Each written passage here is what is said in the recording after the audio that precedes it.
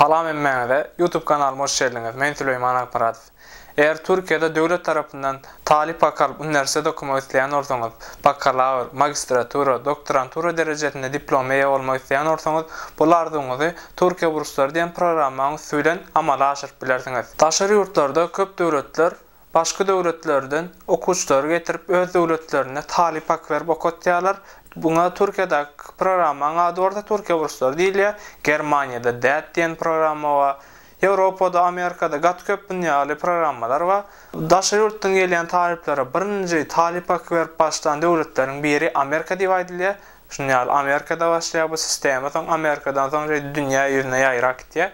Şimdi ben size düşündürecek programım Türkiye bursları. Türkiye'de devlet tarafından talip hak alıp okulayan programın adı. Aranızda köp kişi bilenler TCS diyen programını. Türkmenistan'dan Türkiye birinci üniversitede okumanı edenden köpüsü TCS programını süren geldiler. Şu TCS'nin adı Türkiye bursları oldu. Yanlış mı anlarsam 2013-2012 yılda şu TCS'ni yaptılar da TCS'nin yerini Türkiye bursları ettiler. Şimdi size bu düşündürecek bu maglumatlarım Türkiye bursları vardı internette hiçbir yerde Türkmen diline tapıp bilmeyen bu maglumatları ben esası maksadım şu Türkmen diline tapıp olmayan maglumatları size getirmek Türkmen diline size düşündürmek şu esas maksadım. Eğer kanal mağazada olsanız kanal mağaza olup bana gold olup bilirsiniz. Bu programı arada size neler düşündürmek için ben şu programı taşırmak için neyle taşırlı internetten mi poşta öğrenmeyi o zaman bu programa geçen yağdayında devlet seni ne bilen üpçün etti neyle yağdaylarda seni okut ya şunu düşündürecek o zaman size neyle kriteryalar isteniyor size şu programa geçmek için neler soruluyor yani şunları düşündürecek sonra geçen yağdayında ne etmeli ana şunlar vardı size genişleyin maglumat vermekçi. Birinci bilen Türkiye bursları diyen programa hiç ili bir egzamine yerip bir ofiste egzamine tavşırılıp ya pul төлep dokument tavşırlayan programa değil. Hem medat online görünüşünde Türkiye burslarının web sayfasında tavşırlıyor. Özünüz Google'a yazsanız Türkiye bursları deyip birinci bilen size Türkiye bursları go.tr diyen web sayfası çıkarır. Şu Türkiye bursları go.tr diyen web sayfasında siz genişleyin Türk diline, İngiliz diline maglumatlar tapıp bilyaniz. Şu dokument tavşırılacak hem medat online görünüşünde edildi. 2019 yıllar tavşırılacak yanvarın 10'ına başladı ve fevralın 20'sine çenli tavşırılacak devam etti. Şimdi size neyle kriterler isteniyor? Eğer bakalavr derecesinde üniversitede okumak isteyen olsanız yaşınız 21'den küçük olmalı. Magistratura derecesinde okumak isteyen olsanız 30 yaştan küçük olmalı. Doktorantura okuyacak olsanız yaşınız 30 yaştan küçük olmalı. Şu talip hak alıp okumak için Türkiye burslarını size şunlarla yaş kriteryalarına ait ya yaşın gatulu yaşta adamlar bakalavr derecesinde okuyup bilmez diye. O zaman sizden hiç ili töle istenen o pul yatırmalıyan on yağlı hiç ili zat yok. Hem de töle olsuz, mut, hiçbir ofis zat yok. Dokument tavşırmak için online tavşırıyanlar. Türkiye burslarını geçen yağdayınızda devlet sizi ne bilen üpçün et yani şoları düşündüreyim size. Birinci bilen sizden hiç ili oku töle islenmeye, okunuz mut töle. Siz Türkiye baran yağdayınızda Türkçe bilmeyen olsanız, bir yıl Türkçe tayinli kursunu alayanız, şu alyan kursunda da 3 yıl pul töleğiniz yok. 1 yıl pat kurs diyeli, 4 yılın üniversitediniz orta 5 yılla hiç yıl üniversitede oku pul tölemen üniversitede okuyanız. Tölesiz. Siz devlet tarafından geçenliğiniz için oku tölemeyiniz. Ondan sonra devlet sizi yaşayış ayıvlenip için etti. Opşit değil ya Türkmençesine hem öyle opşidin. Sizi opşitten üpçün etti. 5 yılla sizi mut opşitte alayanız. Ondan sizi şu 5 yılda Türkiye'de kalan yağdayınızda sizi sağlık ihtiyaçlarındır. Çülenem üpçün ettiye stravka değil ya. Eğer hastalanıp hastahana giden yağdayınızda hiç yılı banlıysa pul töleğiniz yok. Ve sağlık ihtiyaçlarındır için bolonun üçünüm arkayın emme devlet banlıysalarına gidip bilyaniz pul tölemen. Türkiye birinci geleningizde ve uçurum olup öz devletinize gidecek oranınızda samolyot biletiniz alıp beri. Şu 2 tane samolyot bileti oluyor. İn esası talip hakkı. Şu garaj oturuyorsunuz talip hakkı neçe diğer kadip. Şimdi size talip hakkını açacak. Bakalavr derecesinde okuyan olsanız sizin alacak talip hakkınız Türklerin puluna 700 lira değil. 700 lira almış olan $125 oluyor. Magistratura okuyacaklar 950 lira. Talip hakkı olan $170 oluyor. doktorantura okujaklaram 1400 lira talip hak alýar, olam $250 bolýar. Berilýän talip hakları gatty gowy Türkiýe üçin. Sizin köpçükdagyňyz bolan ok, ýaşaýyşaýyňyz mut, okuw töleňiz ýok. Size daşından talip hakkı berýärler. Edil Türkiýe üçin berilýän talip hakynyň muktary ýaman gowy. We bu talip haklary 2 ýylla 3 ýylla artdyrylyp köpeldilip durýar. 2 ýyldan beri talip hak 700 lira. Şu ýyl ýa öňümüzdäki ýyl talip hakyny artdyrarlar diýip pikir etýänmen. Talip hakyny eýe bolmak üçin nämeler etmeli? İnternetde näme dokumentler tapşyrmaly? Ine size şu barada düşündirjek bu temam. Şu bakalavr derejesinde talip hak almak isteýänler üçin erjileňiz bolsa ökman tapşyryň. Bakalavr derejesinde talip hak almak isteýän bolsaňyz, size näil dokumentler soralýar? Ine şu barada maglumat düşündirýän size. Birinci bilen sizin atstadyňyz soraýar. Atstadyňyzyň terjimesi, türk diline terjimesi. Biram okuwçy watyňyzdaky soňky 3 ýylyň transkript bakalaryny soraýar. Eger jileňiz mektepde okap ýören bolsa, intak uçurum bolmadyk bolsa, mektepde sekretariň ýanyna gitsinler, soňky 3 ýylyň bakalaryny almak isleýän diýsinler. Sekretarlaryň özleri bilýär ony. Soňky 3 ýylyň bakasyny alsynlar, ony türkçe terjime etsinler.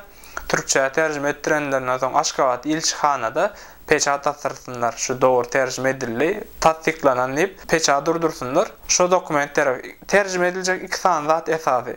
Atstadyňyz bilen soňky 3 ýylyň bakasy. Hemme zat ýa belli geçişim ýaly online görünüşinde tapşyrylýar. Saňa Türkiýe burslary diýe, bize üstünlüğünü sergile diýe. Näil üstünlüğün bolsa bize aýt diýe. Dokumentlerini ýükle diýe.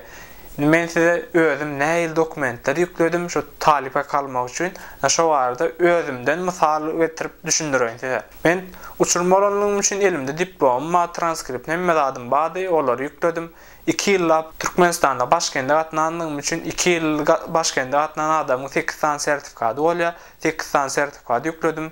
Mektepde olimpiada gatnaşamdak alan diplomlaryň hemmesini ýükledim. Sen şu taýda Türkiýe burslarynyň web saýpasyna öz üstünlüğüni sergilemeli. Näçe diplomaň, sertifikatyň, olimpiadadan alan diplomlaryň hemmesini ýüklemeli eger elinde bar bolsa. Eger medalyň bar bolsa, TOEFL'dan egzamin bağlın var olsa, SAT diyen egzaminden bağlın var olsa, IELTS var olsa, näçe halkara egzaminlerden üstünlüklen bağ olsa, şonçu talip hak alma mümkünçülüğün artýar. 2 ýyl öňe jyme tapşyrypdym. On medaly vardı, Kazakistan'da geçirilen olimpiyadada medaly vardı. Şu medalini sistema ýükledim, alan sertifikatlaryny, medallarını, zatlaryny ýükledim. Bol ana şoňa çykdy talip haky. Sebäbi, on üstünlüği vardı elinde, medaly vardı. Eger siziň şu jileňiziň hem medallary bar bolsa, köp sertifikatlary bar bolsa, hökman ýatdan çykarman şu Türkiýe burslarynyň sistemasyny ýükleýäňiz bolun. Eýlek tawşyran adamlardan 1 adım, 2 adım, 3 adım öňde bolýaňyz we size talip haky çykma şansyňyz köpelýär. Bu dokument tawşyrmak ortaça 30 minut bilen 60 minut arasynda wagtyňyz alyp bilýär, çünki sizden gat köp maglumat soraýar. Köp maglumat soramasam normal sebäbi sen döwlet talip haky bilen üpçün etjek bolýar we senden talip haky bilen üpçün etýän okuwçylar hem gowy bilesi gelýär. Doğru adamı berýänmi, berem okmy diýip, men gat köp sertifikat, diplom, hemme zadym ýükledim. Suratyny ýükleýän, pasportyny ýükleýän, sizden soralan bar maglumatlary ýazýan we hemme zat online görünüşinde tawşyrýan, okey basýan, apply etýän. Hemme dokumentlerini ýükläňden soň üniversitet saýlayan, 10 san üniversitet saýlamaly şu isleýän urlaňa görä bir başdan seteramlap ýazýan, haýsy şäher, haýsy üniversitet, haýsy urdan okujak bolsaň 10 san ugur saýlamaly sen. Soň okey basýan. Ondan soň saňa diňe garaş aýmak galýar. Garaşýan türkmenligiň kaçan belli bolýar. Türkiýe burslary esasy tomuz belli bolup başlaýar. Her döwlet üçin aýratyn belli bolýan wagtlary bar. Iýunda da belli bolup başlaýar we türkmenligiň tomuzyň soňky aýyna belli bolýar, awgust aýyna belli bolýar. Oson siz şu dokument tawşyryňyzda sizi BS'de çağırjaklardyr diýe, ýöne BS'de geçirilen ok, mülakat bolan ok, interview eden oklar siziň bilen. Diňe şu online şu dokumentlerinize görä size baka verip internette yüklenen dokumentlerinize göre sizi kabul etdiler. Elektronik poçta mail gelýär.